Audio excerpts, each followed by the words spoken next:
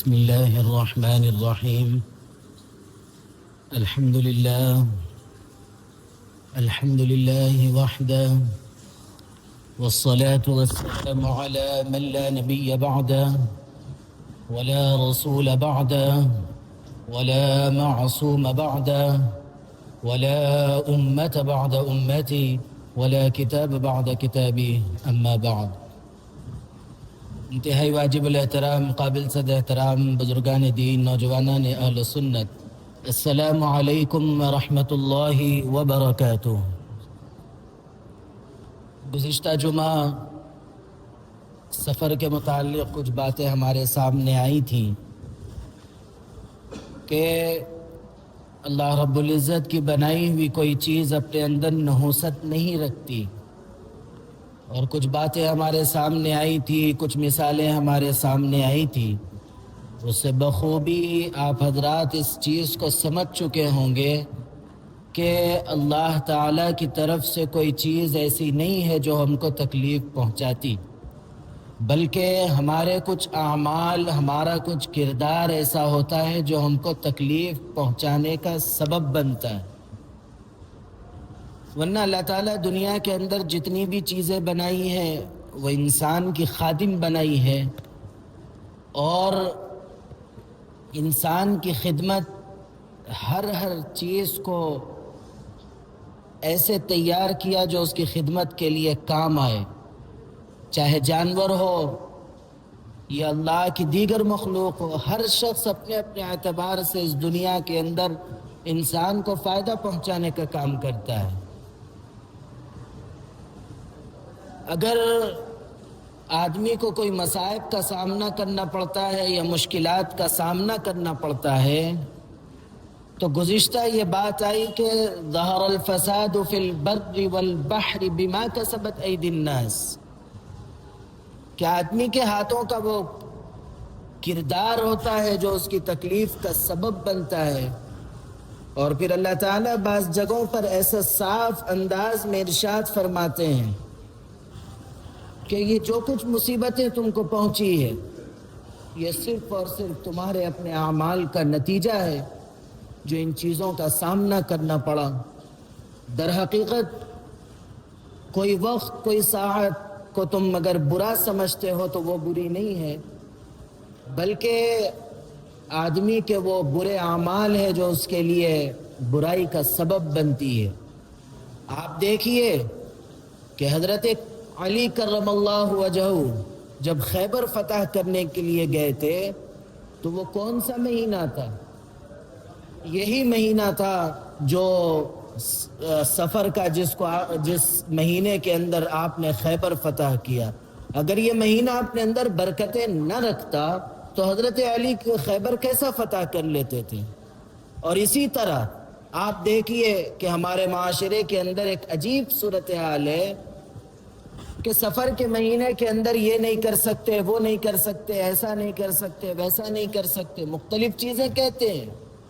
لیکن اللہ کے نبی علیہ السلام نے حضرت میمونہ سے جو نکاح فرمایا تھا وہ اسی سفر کے مہینے میں فرمایا تھا، اور بعض جگہوں پر یہ بھی ہے کہ حضرت خدیجہ رضی اللہ عنہا سے جو نکاح ہوا وہ بھی اسی سفر کے مہینے میں ہوا تھا۔ اگر یہ مہینہ اپنے اندر کچھ نحوستیں رکھتا تو اللہ کے نبی علیہ السلام کس طرح قدم آگے بڑھاتے۔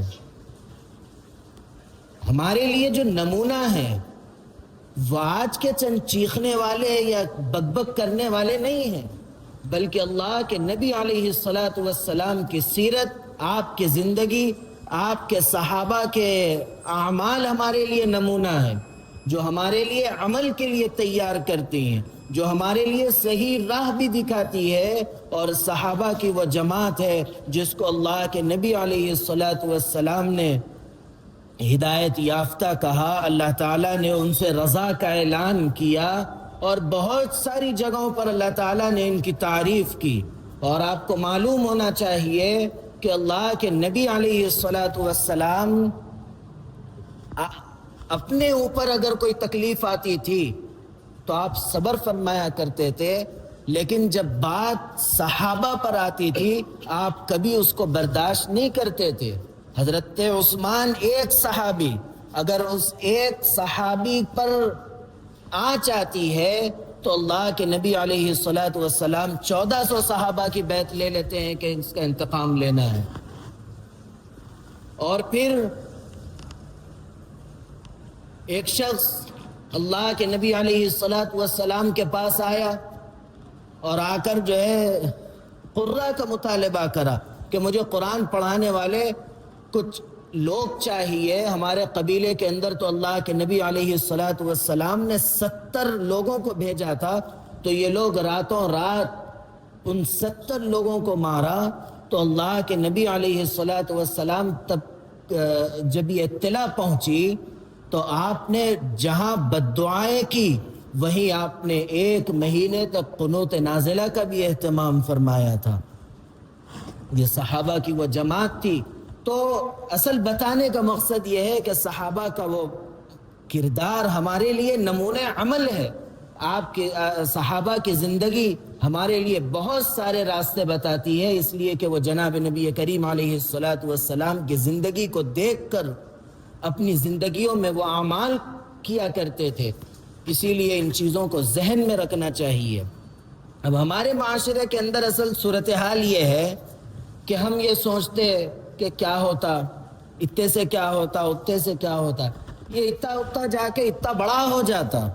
اب آپ دیکھیے کہ ہمارے پاس عموماً جو ہے اہمیت نہیں دیتے، لیکن وہ آگے چل کے دوسروں کے لیے جو چیزیں نقصان دہ ثابت ہوتی ہے وہ ہمارے خوشی اور غم کی جو ایک معنی میں غم میں بھی ہم تقریب مناتے ہیں، اتنے لوگ جمع ہو گئے، اتنے لوگ جمع ہو گئے، حالانکہ یہ جو ثواب کے لیے جو کھانے کھلائے جاتے ہیں وہ ان غریبوں کا حق ہوتا ہے، مالداروں کا حق نہیں ہوتا ہے، غریب کا حق ہوتا ہے۔ اگر آپ اس غریب کو کھلاتے ہیں تو مرحوم کے لیے وہ ایصال ثواب کا سبب بنتا ہے۔ مالدار کو کھلانے سے کیا ہوگا؟ وہ تو پہلے سے پیٹ بھرا ہے، وہ اس کے کھانے کے بعد اس کی زبان بھی شکر بجا لانے والی نہیں ہے، لیکن جب غریب کا آپ پیٹ بھرتے ہیں تو اس کی دعا آپ کے ساتھ ہو جاتی ہے، اور اس نیکی کی وجہ سے اللہ تعالیٰ بخشش کا سبب بنا دیتے ہیں۔ اور بہت سارے فوائد تو غریب کے ساتھ حسن سلوک پر ہے۔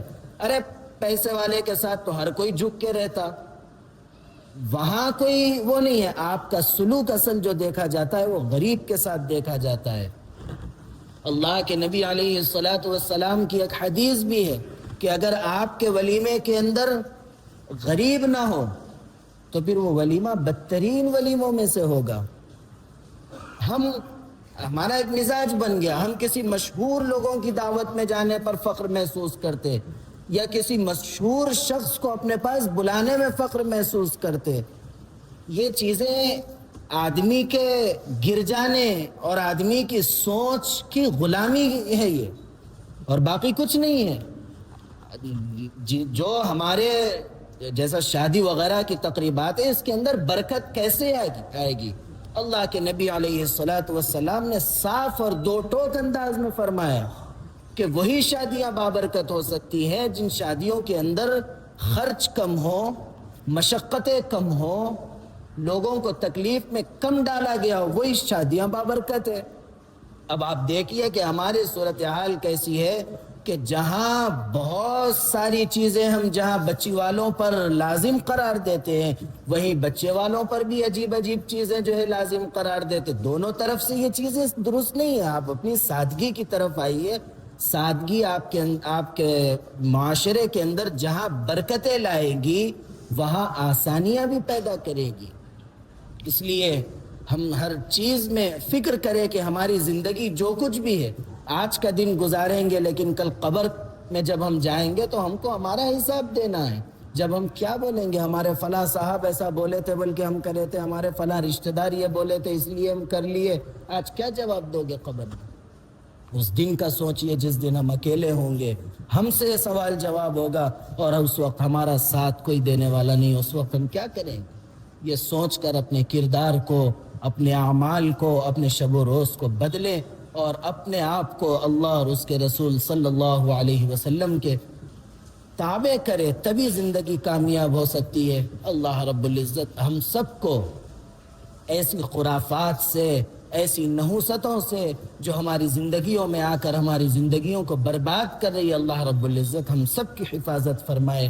اللہ رب العزت ہم سب کو نیک اعمال اور نیک کردار والا بنائے۔ اللہ رب العزت میرے کہنے اور آپ کے سننے کو قبول فرمائے۔ اللہ رب العزت کہنے سننے لکھنے پڑھنے سے زیادہ عمل کی توفیق عطا فرمائے، عمل کی باتوں پر عمل کرنے، بچنے کی باتوں سے بچنے اور عقیدے کی باتوں پر عقیدہ رکھنے کی توفیق عطا فرمائے۔ آمین وآخر دعوانا ان الحمد للہ رب العالمین۔